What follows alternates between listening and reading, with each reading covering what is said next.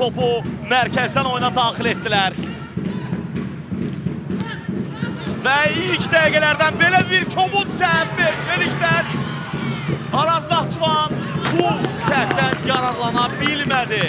Start həyəcanını boğa bilmədi Merçelik. Komanda 2 dəfə hesabda öndə olan tərəf idi. Lakin yekunda növbəti məğlubiyyət. Amma top oyunda qaldı. David Gomis ötürmə edilir cərimə meydançasına və idi top. Çox az bir fərqlə qapıdan aralı geçdi. Bu ötürmə idi, amma ola bilər ki, küləkdən düzləmirdi sanki bunu. Səbail əks hücuma çıxır. Şuti ötürməsi dəqiq alınmadı, amma yenidən qaydan top Səbail'ındır və indi David Gomis sol çılaqla irəliləyir. David Gomis bu cür vəziyyətlərdə çox təhlükəlidir. David Gomis qapıya zərbə edirib. Avram qaydan top, daha bir zərbə yenidən Cristiano Avram. Hər iki epizodun qəhrəmanı olur. Araz Naxçıvanın Moldovalı qapçısı. Bernardo Dias irəliləyir. Bernardo Dias, Slavik Alxasov. Cərimə meydançasına ötürmə. Qaydan top. Felipe Santos'un zərbəsi. Qeyri dəqiqə, əla bir zərbə idi. Yenidən Araz Naxçıvan topladı, ötürmə. Qapı qarşısına, qapıya zərbə.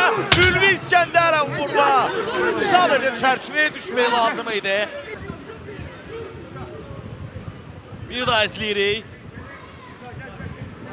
Burada Nihat Quliyevi qabaqlayaraq topa sonda zərbə indirən futbolçu olur Ülvi İskəndərov. Merçelik top itirilən kimi yenidən Araz Naxçıvana qayıdır və Araz Naxçıvanın daha bir hücumu. Ülvi İskəndərov qapıya zərbə və top qapıdadır, gol! Ülvi İskəndərov son bir neçə dəqiqə ərzində Səbail komandası təzyiqlə üzləşirdi. Müdafiədən hücumdan çıxa bilmirdilər və yekundan Araz Naxçıvanın bu çox sayılı gəlin bir daha baxaq. Oyundan kənar vəziyyəti yoxdur. Qapıya zərbə və bu Ülvi İskəndərovdur. Ülvi İskəndərov bu oyunda hesabı açan futbolçu olur. 30-cu dəqiqədə gol Ülvi İskəndərovdan gəldi.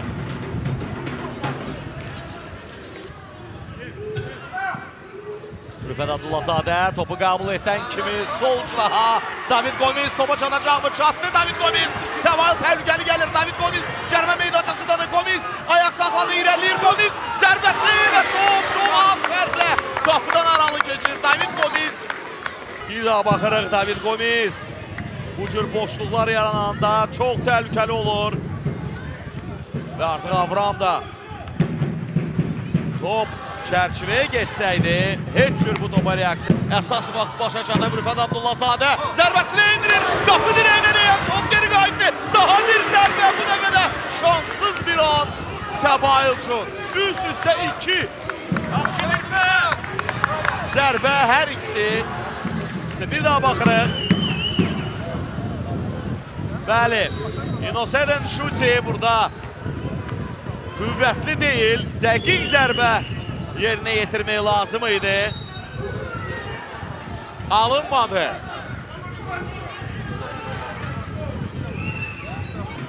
Aluş cərimə meydançasına baxır. Süleyman Aluş ötürməsini edir. Uzaq güncə.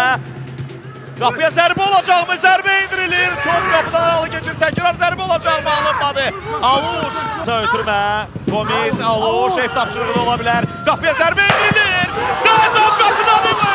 Qapıdadır. Hakimə baxır Rəşad Əhsənov. Mərkəzə göstərir. Hesab bərabərləşir. 1-1. Yenidən amma qapı direyindən qayıdır. Bu dirəklərin sayı oldu. Və nəhayət Səbail istəyinə çatır. Hesabı bərabərləşdirir. Səbail Araz Naxçıvan deyil. Baxırıq. Bu ev tapşırığı idi. Buna söz ola bilməz. Qapıya zərbə Rüfət Abdullazadə idi bu. Və hətta mən düşünürəm ki, onun zərbəsindən sonra artıq top qapıda idi. Qapçıya deyir Cristiano Avram, amma yox, xət üzərində idi. Və sonda Nikolic, Marko Nikolic. Bəli, Marko Nikolic bu qolu vurur. Amma Rüfət Abdullazadənin o zərbəsi söz yox.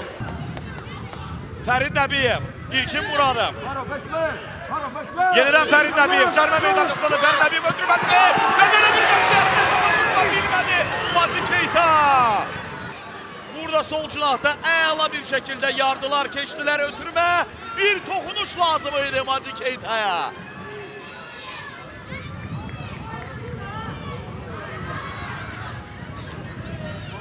Yusuf Nəbiyev oyuna daxil olur. Rüfət Abdullahzadəni əvəz edir o. Topun meydandan çıxdığı nöqtədən outun yerini yetirilməsini tələb edir Rəşad Əhmədov. Görüşün baş hakimi və final fikrini də səsləndirir Rəşad Əhmədov. Qalib müəyyənləşmədi bu oyun. Bu maraqlı, dramatik oyunda qalib müəyyənləşmədi. Səbail bir Araz Naxçıvan